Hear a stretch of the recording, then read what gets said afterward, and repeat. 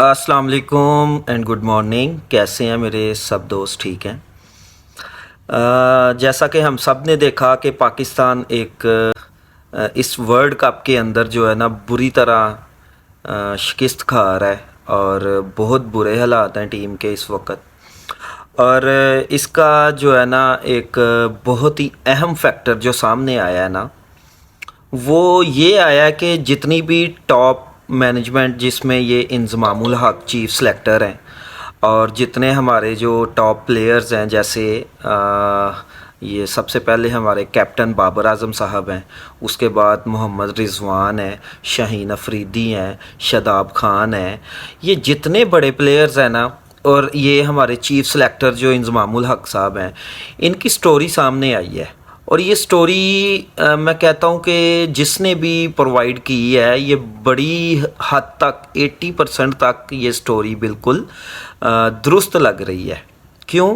क्योंकि जिन हक़ाइक़ की बात की गई है ना इसके ऊपर, वो हक़ाइक़ भी सामने है। मैं अभी आपके सामने भी वो रखता हूँ, क्योंकि जिस कंपनी के बारे बात हो रही है ना, कि जहाँ पे इनकी आपस में कॉन्ट्रैक्टिंग हुई है, जिस कंपनी के थ्रू, याज़ो इंटरनेशनल लिमिटेड, ठीक है, याज़ो के नाम से एक कंपनी रजिस्टर की गई 2020 के अंदर। ये उसकी डिटेल आप चेक करें, मैंने इसकी डिटेल सर्च की है। तो इस कंपनी का मेन मकसद ये था कि प्लेयर्स को और एडवर्टाइज कंपनीज़ को आपस में कैसे अटैच किया जाए, ठीक है।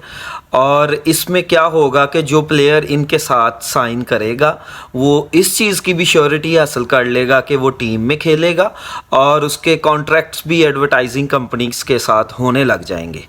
और क्योंकि चीफ सेलेक्टर भी इस कंपनी के ऑनर हैं, मोहम्मद रिजवान भी इस कंपनी के ऑनर हैं और हमारे कैप्टन इसको हेड कर रहे हैं, ठीक है।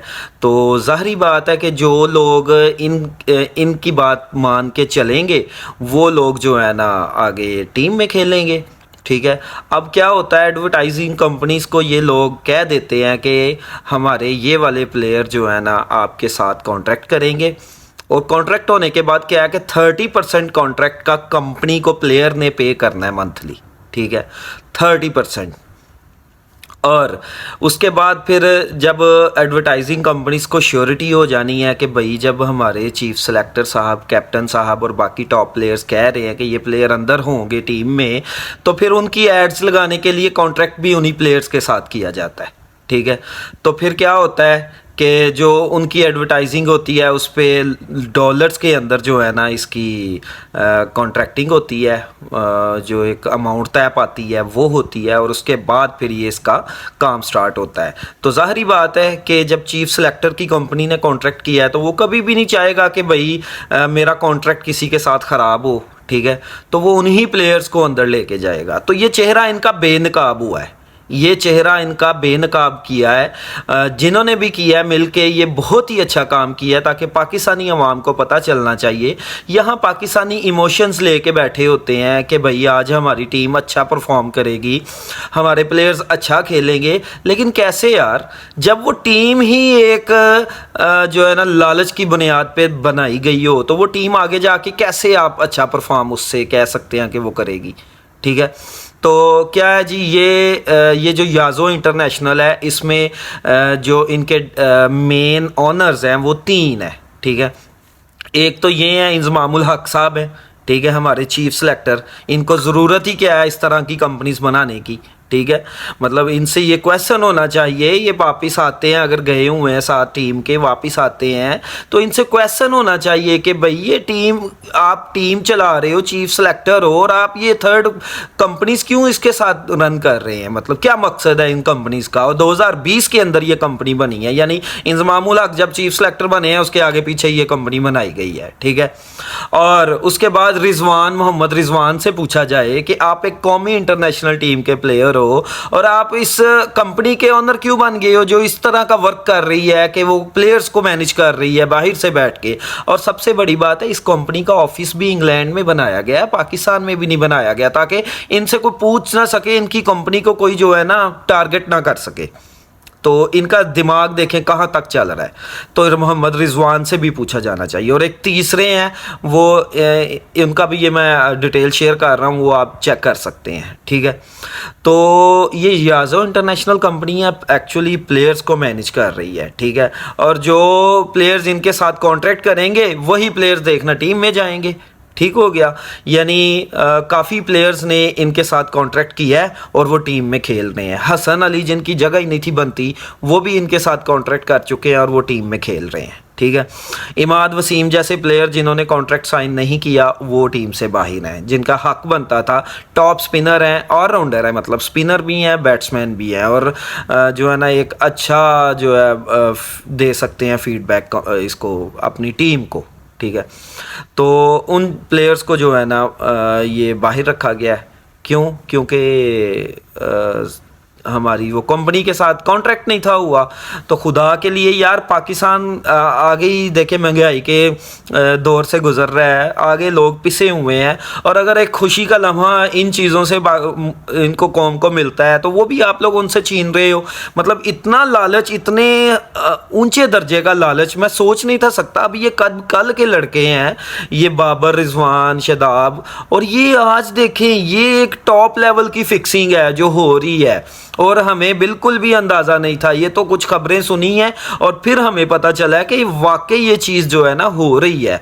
तो जब ये पाकिस्तान वापस आते हैं तो पाकिस्तानी गवर्नमेंट से और पीसीबी से और जितने भी हमारे आला इदारे हैं उनसे हमारी रिक्वेस्ट है, ठीक है, कि इनकी एक इंक्वायरी लगाई जाए कि ये कंपनीज क्यों चला रहे हैं और इन कंपनीज को बंद किया जाए। मतलब ये कंपनीज जब तक चलती रहेंगी, ये कंपनीज के अंदर अपने मुफाद के लिए काम करते रहेंगे, और उसके बाद जो है ना हमारा वो क्रिकेट जो है हमारी नीचे से नीचे जाती जाएगी, ठीक है।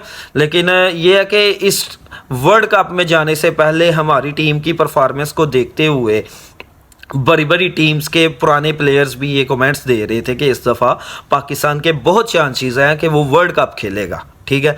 लेकिन अब आपकी सिचुएशन इसके सामने है, और ये सारी सिचुएशन उस लालच के नज़र हो गई है जो हमारे प्लेयर्स में, हमारे सेलेक्टर्स में आ गया हुआ है कि पैसे खाओ, पैसे खाओ, पैसे इकट्ठे करो, और भाड़ में जाए ये वाम, और भाड़ में जाए क्रिकेट, और भाड़ में जाए पाकिस्तान।